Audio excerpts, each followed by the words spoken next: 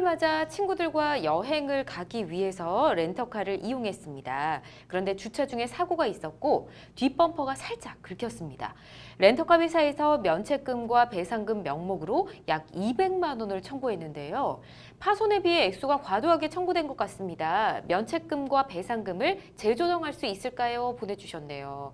아마 휴가철이라 렌터카 이용하시거나 이용 계획 중이신 분들 많으실 텐데 지금 상담자분 이 사고 때문에 당황스럽지만 자기 부담금까지 과도하게 청구가 되면 더 좀 황당하실 것 같습니다. 좀 이 비용을 모두 내야 될지 좀 알아봐야 될 것 같은데요. 예, 예전 같은 경우는 렌터카 업체에서 면책금과 이 배상금을 다 청구하면은 네. 그대로 다 내셨던 것 같습니다. 아, 그래요? 근데 누가 봐도 이 차량이 여기 사안에선 뒷범퍼가 살짝 긁힌 정도라고 했는데 네. 경미한 사고임에도 불구하고 면책금이며 배상금이며 모두 내는 것이 너무 부당하다라는 움직임이 있었고요.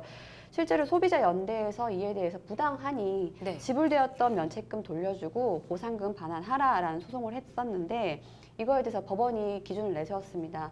사고의 경중을 가려서 받아라라고 했고요. 따라서 결과적으로는 면책금, 배상금, 보상금 무조건 다 똑같이 내야 된다. 그거는 아니다라고 보셔야 될 것 같습니다.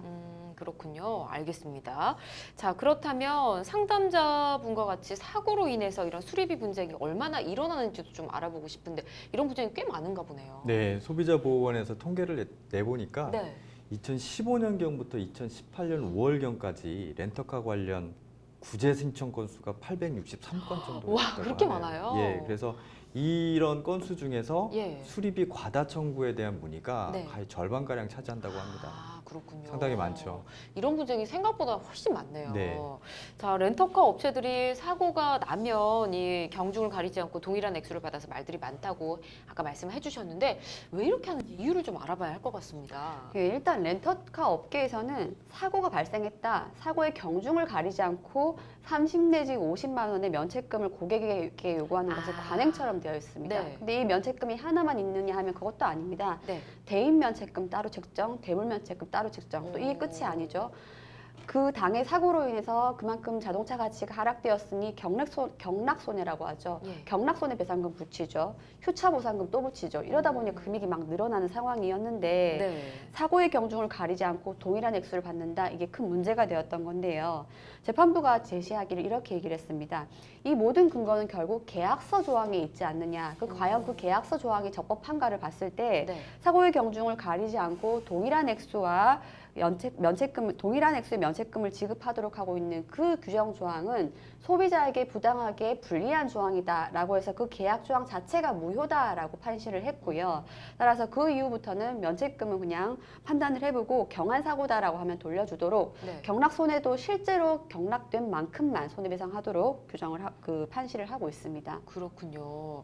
알겠습니다. 갑자기 이 얘기를 들으니까 렌터카를 빌리면 안 될 것 같다는 생각이 먼저 들 정도인데 이런 뻥튀기 관행에 휘둘리지 않고 제대로 이렇게 수리비만 딱 내고 할 수 있으려면 어떻게 하는 게 좋을까요? 그러니까 참 이렇게 말씀들을 많이 해드리는데 네.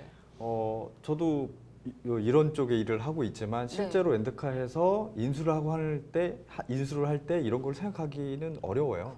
사고가 나면 더 그렇고. 그러니까 네. 항상 유념을 하셔야 되는데 아까 말씀하신 것처럼 그러니까 만약에 큰 사고다라고 하면 의심할 여지 없는 거죠. 네. 근데 살짝 긁힌 정도인데 기존에 그 문제가 돼 있던 것까지 같이 얘기를 해서 수리비 과다하는 경우가 많은 것 같습니다. 그렇기 때문에 예.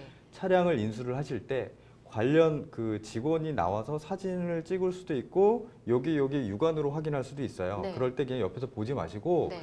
같이 사진을 다 찍어 놓으시는 게 좋을 것 같습니다. 예. 같이 사진을 찍고 동영상이나 찍어 놓고 직원한테 다 확인을 시키고 심지어는 녹음까지 좀 해놓으시면 좋을 것 같아요. 그리고 나서 예. 문제가 생겼을 때 가장 좋은 거는 아무 문제가 없지만 네. 문제가 생겼을 때 슬쩍 스치거나 이런 부분이 있을 때라고 하는 부분은 비교를 할 수 있겠죠. 네.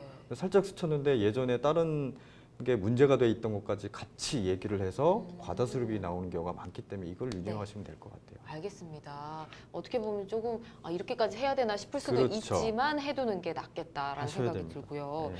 또 렌터카 이용해 보면 군데군데 흠집 있는 데가 있을 때도 있습니다. 근데 이용자가 사고를 내서 수리비를 이렇게 다 청구해서 받아놓고도 수리를 하지 않는 경우도 있다고 하더라고요. 이건 문제가 좀 있는 거 아닌가요? 근데 현행 손해배상 제도상에 예. 받은 수리비를 가지고 손해를 전보하는데 쓰지 않았다고 해서 이걸 막 제어한다거나 그렇게는 하지 못하고요. 예. 다만 뭐 아까도 말씀 주셨지만 다음번에 빌리는 사람 입장에서는 하자가 있고 이미 경락된 상황의 자동차를 또 빌리는 상황이니까 다음번에 빌리는 사람이 빌릴 당시의 상태가 온전치 못했다라는 네. 부분에 대해서 분명히 해두는 게 중요할 것 같습니다.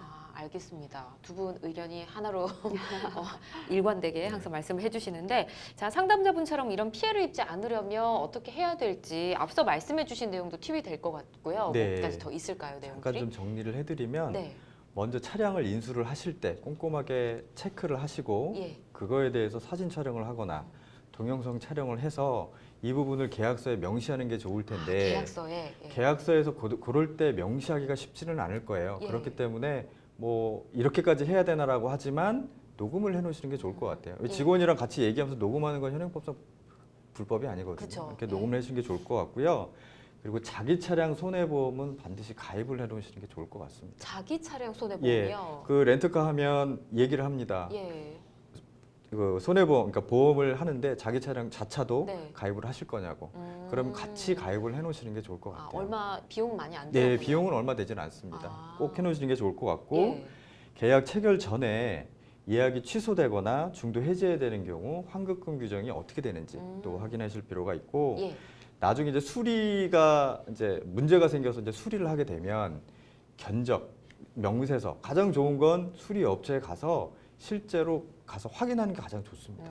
근데 뭐 여행 가서 렌트를 하는 거기 때문에 또 거기까지 가서 하기가 너무 번거롭기 때문에 네. 가능한 한 가서 수리업체 가서 확인하는 게 가장 좋으시고 두 번째로 견적서 수리비 명백하게 확인하셔서 체크해 네. 놓으시는 게 좋을 것 같습니다. 알겠습니다. 이런 부분 꼼꼼하게 챙기시면 좋을 것 같고요.